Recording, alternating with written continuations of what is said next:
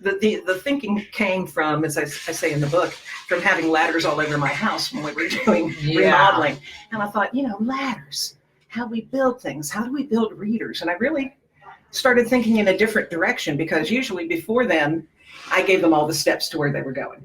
So if you're going to start here, then you're going to go here, here, here. So there was no choice. There was no need for them to have interest. I was just going to take them from point A to point B.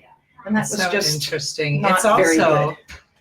Like the over scaffolding that I'm kind of obsessed with right now that we're doing with kids. That's some of what I've been thinking about, right? Yeah, Donald Miller says scaffolding is fine, but eventually the scaffolding comes down from the building. So be careful that you're not building that scaffolding so strong that the building goes away before the scaffolding does. Yeah. And it really made me think a little bit about giving them a different way to scaffold their own ideas. Yeah.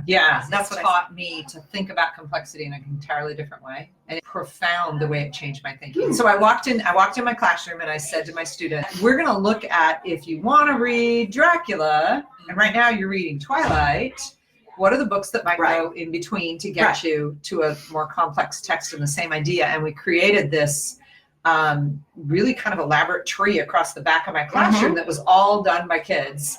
And if you want to read more complex fantasy, start here, go here, go here. And they'd write them on a slip of paper, and sometimes we'd move them after they got on the ladder. Yeah. Because they were kind of arguing among themselves. But that was thinking I had never done. So I've always admired you.